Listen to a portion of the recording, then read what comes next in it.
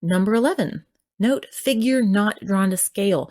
This is important. Whenever they say this, basically don't assume that anything you're seeing is true.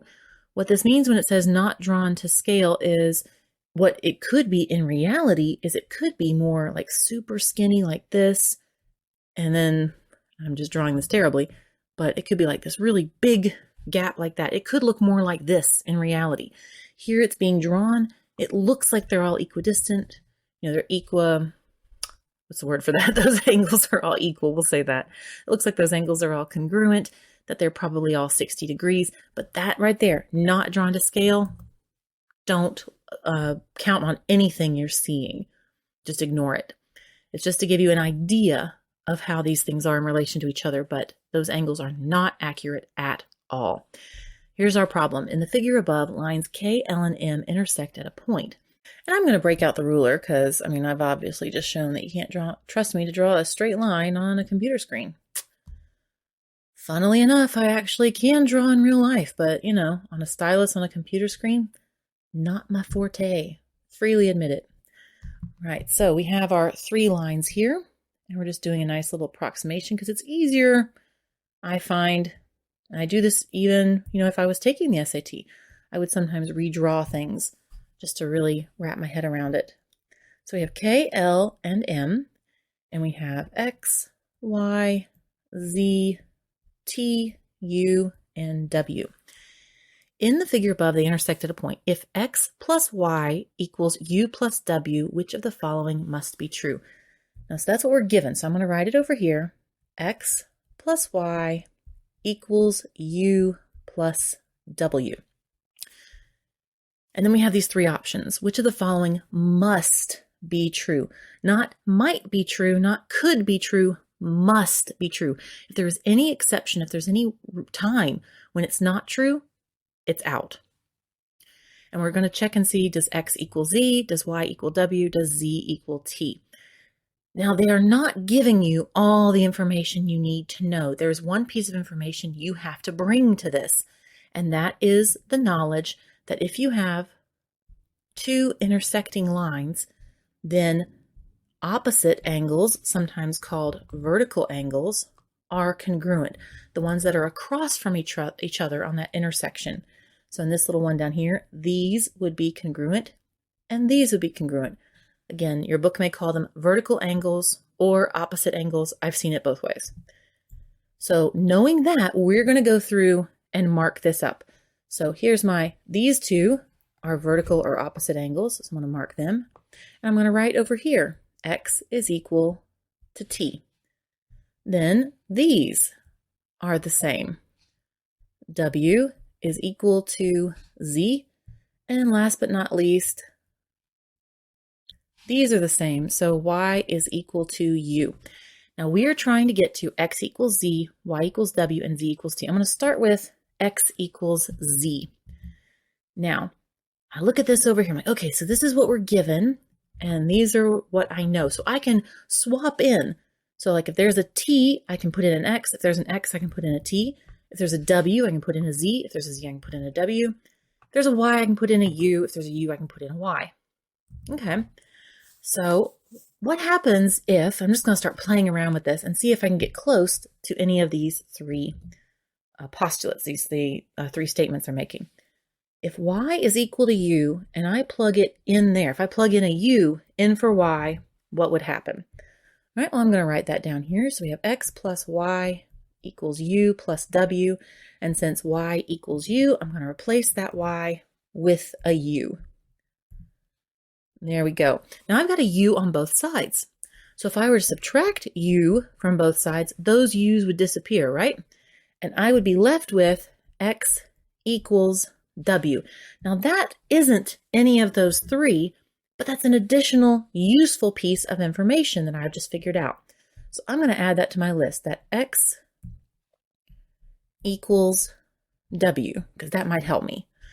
Okay, so now I have, these are my pieces of information that I figured out. Am I any closer? I haven't proven any of these 3 yet, but I'm closer, especially to this first one, X equals Z. Because see, I've got X equals W and W equals Z. It's a thing in algebra where if you say if A equals B and B equals C, then A equals C. Does that look familiar? That sort of principle, that's what we're dealing with here. So we have X equals W from there, and I have that W equals Z, so X equals Z. All right, we've established that. Number one is correct. Number one must be true. The next one, Y equals W. Y equals W. To get from here to Y equals W, I'm going to have to get rid of the X and the U. Is there anything I can do to get rid of that? Well, I know that X equals T. Does replacing T in there change anything? No. If I replace Y equals U, if I replace that with Y, nope. I'm not trying to get rid of the Y. Just trying to get to Y equals W. The U and the X, it doesn't seem like there's anything really there that we can get to. There's even something else we can learn about this. If we look at this graph, this chart, this drawing, I'll get it right eventually. Another thing you can see because of these vertical angles, you could just look at these two lines intersecting, which means this angle is equal to that angle. And you can do that all the way around. So you can do all these combinations like X plus W equals Z plus T. Or you could say X plus Y equals U plus T. That. You can say U plus W equals Y plus Z, because it's U plus W, Y, Z. These are all these combinations that we can do. But if you go through all these, there's no way to just get Y and W. There just isn't. And we can kind of see this problem, honestly, it's one of those of diminishing returns, because you can really get in the weeds and try to come up with all these different ways and how can I do this? This is the kind of problem, honestly, I would circle it and come back to it at the end if I have additional time, because this sort of like hypotheticals and what are possibles must be trues. It's really easy to spend a ton of time trying to think of all possible scenarios that might prove this one false or that one true. You know, it's a true-false question times 3. And those are time sinks, and you really don't have the time to waste on these. So this is the way that you logically prove it, that you can prove to yourself which one, try to come up with a combination, for Y equals W, and you're not going to find one. There's a lot of different things you can try here, and you're not going to find it. Another way you can look at it is if you view this graph, because it's not drawn to scale, what would happen if I moved this line, so this tilts this way, and this line kind of goes in like that? What would happen? Let's just try it. So if I did, and I really made this a really sharp angle right here, really kind of sharp, really exaggerate that. So after I've done this, look at our original sort of postulate here. X plus Y equals U plus W. Could that still be true right here? Could X plus Y equal U plus W? What if I picked some numbers? What if I said X is 80, Z is 80, W is 80, T is 80, and Y and U are 20? Would what they told us be true? Would X plus Y equal U plus W? X plus Y would be 100. U plus W would be 100. That would be true. Is Y equal to W? No. Honestly, that I think is probably the best way to look at this and be convinced in your head that number 2 is out. It's not a must be true situation. Because again, frankly, you can spend so much time going through this and trying all these permutations. And I'm sure there's some that I didn't write down there in my little haste to just kind of write all these combinations. I'm sure there's some I'm missing.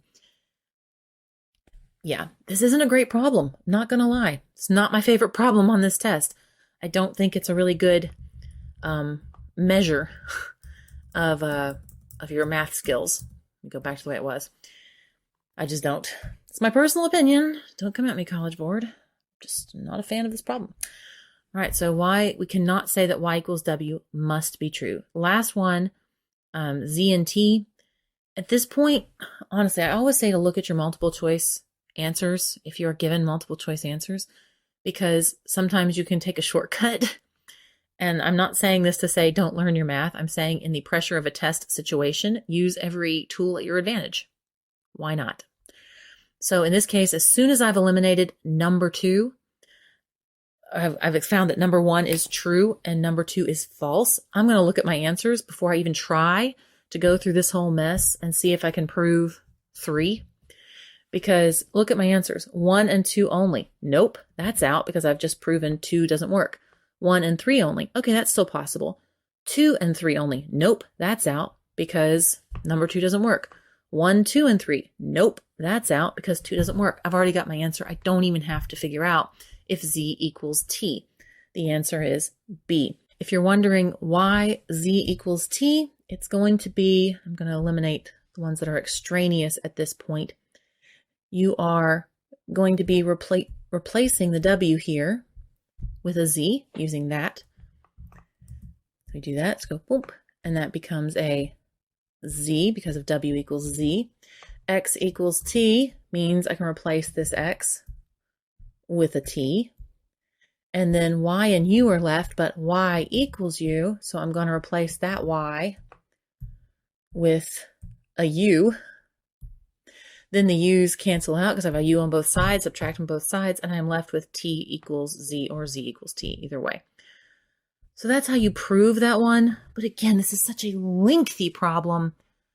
That is how you do it.